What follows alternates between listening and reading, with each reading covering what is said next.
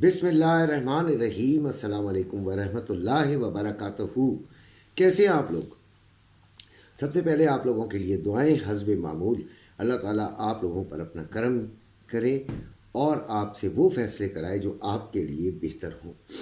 एक बात याद रखिएगा, जिस तरह आप कोई ख़रीदारी करना जाते हैं तो हर दुकान यानी काफ़ी दुकानों पे आप फिरते हैं, वहाँ से रेट लेते हैं, फिर अपना एक फ़ैसला करते हैं और फिर ख़रीदारी करते हैं। इसी तरह ये जो यूट्यूब चैनल्स हैं, इन पर तमाम पर विज़िट किया करें यार। अगर आपको नहीं समझ आता, ये मशवरा होता है, यानी कि एक तरह से आप उनकी तमाम की राय सुनकर फ़ैसला अपना करते हैं। वो लोग अपनी अपनी राय दे रहे होते हैं और अपनी समझ के मुताबिक दे रहे होते हैं। कल रात को मुझे एक यूट्यूबर जिसके काफ़ी मेरे से तो कहीं ज़्यादा सब्सक्राइबर्स हैं, उसका भी मुझे फ़ोन आया और उसने मुझे कहा कि कई लोग इतनी तनकीद कर देते हैं, हमने तो वो सही बताया होता है जो कि मार्केट के एनालिसिस होते हैं। हर चीज़ हम मार्केट के एनालिसिस करके बताया करते हैं, उसका होना ना होना इसकी गारंटी कोई नहीं होती। ठीक है, एजुकेशनल होती है जी, लोगों को एजुकेशनल बच्चा बताता है। जो मैं इसलिए चैनल का नाम नहीं लूँगा कि वो बहुत हाई लेवल चैनल है यार, तो अच्छा नहीं लग रहा कि मैं अपने आपको शो करूँ कि जी उसने मुझसे मशवरे लिए। लेकिन सिलसिला ये है कि आप लोगों का काम है अपनी अकल। आप उसको अगर गाली दे रहे हैं या बुरा भला कह रहे हैं तो इसका मतलब है आप अपनी अकल को भी गाली दे रहे हैं, क्योंकि आपकी अकल कहाँ गई हुई थी। बुरी बात होती है बच्चों। अच्छा खैर, 12 जनवरी है आज और अगले हफ्ते की हम सारी गोल्ड की बात करेंगे। सबसे पहले मैं फ़िज़िकल वालों के लिए बात करूँगा। अच्छा, एक वाक़या हुआ है लॉस एंजलिस, जो कि कैलिफोर्निया का सिटी है, कैलिफोर्निया स्टेट है अमेरिका की। वहाँ पे बहुत शदीद किस्म की आग लगी है, अरबों डॉलर का नुकसान हुआ है। इसकी सियासत पे नहीं हम जाते, हम ये कहते हैं कि अरबों डॉलर का नुकसान हुआ है तो गोल्ड पे क्या असर पड़ेगा। मेरे ख्याल में इतना कोई ख़ास इसका असर नहीं होना चाहिए गोल्ड पे। लोग इसको मुंसलिक कर रहे हैं। हो सकता है कि मैं गलत हूँ, लेकिन मेरा अपना जो एनालिसिस है वो कहता है कि ऐसा नहीं है कि एक शहर के चंद घर बेशक जो भी हैं वो अरबों डॉलर के बन जाए, लेकिन उसका जो है गोल्ड की ज़ात पे कोई असर नहीं आना चाहिए। गोल्ड 2689 पे क्लोज़ हुआ है। ठीक है, पिछले हफ्ते ये 2639 पे क्लोज़ हुआ था।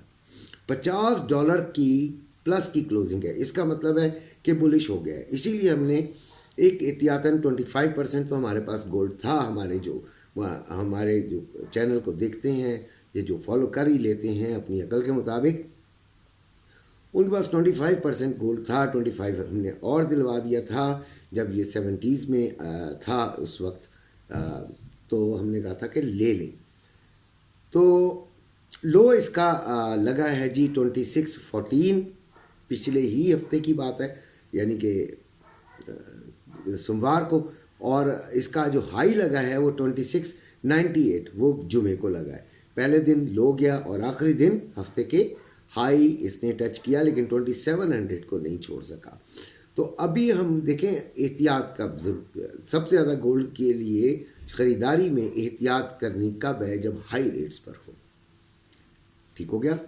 सबसे ज़्यादा ख़रीदारी में जब आप एहतियात कब करते हैं, जब ये हाई रेट्स पर हो।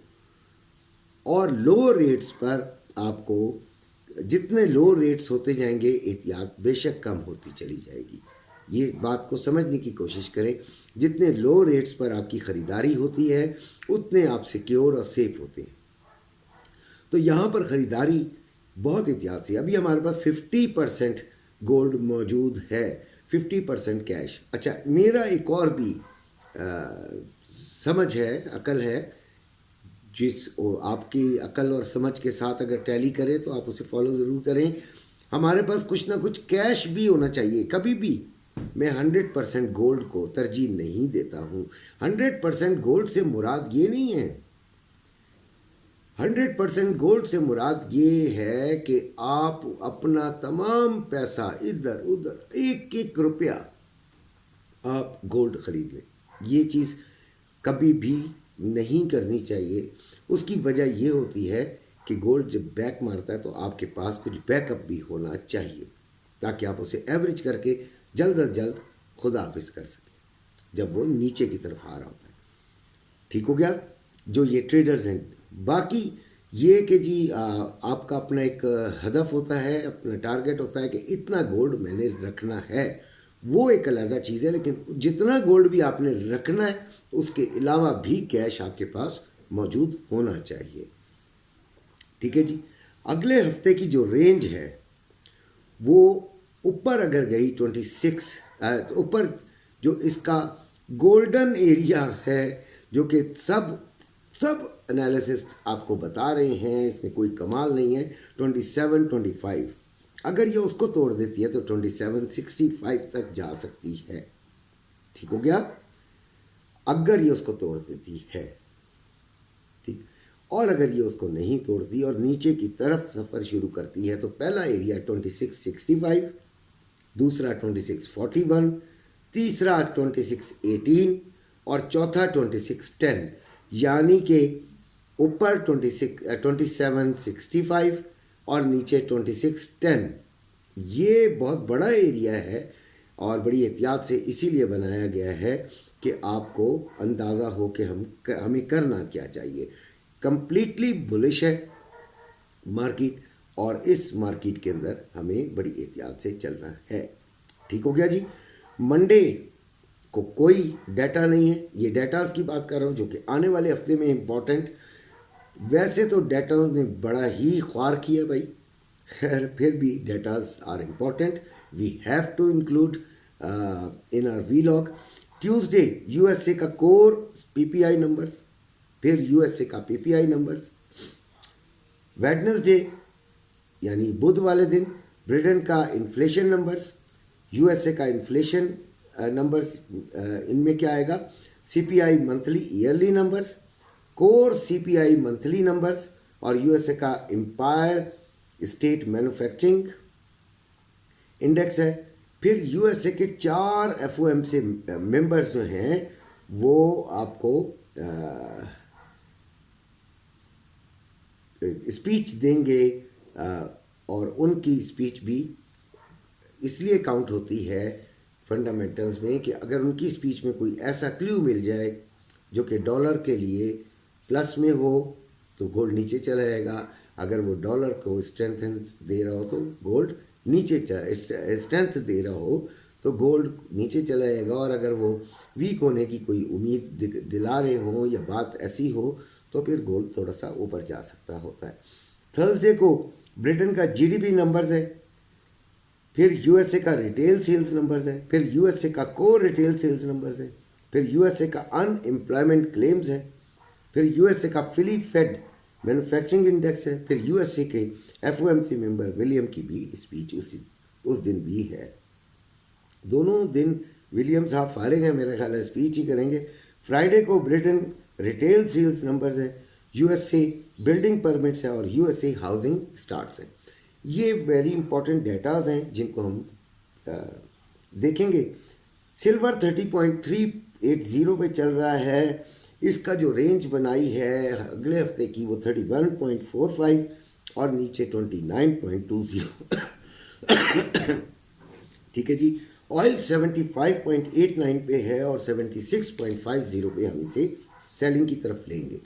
BTC 94,543, euro USD 1.0239, GBP USD 1.2195 और जेपीवाई यूएसडी 157.69 और यूएसडी जेपीवाई जो है वो ये है। अच्छा जी, DXY 109.640 और नैस्डैक 20,847। ये रेट्स हैं जी। फॉरेक्स ट्रेडिंग इजी है, सबसे ज़्यादा इजी काम फॉरेक्स ट्रेडिंग है।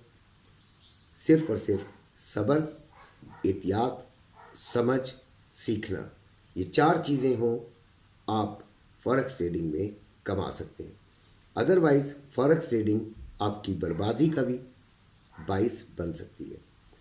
आराम से इसको समझकर सीखिए।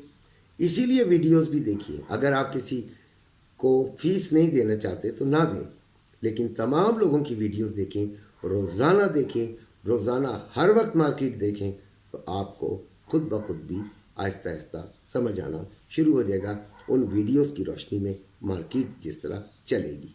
अपना ख्याल रखिएगा। अल्लाह हाफिज़।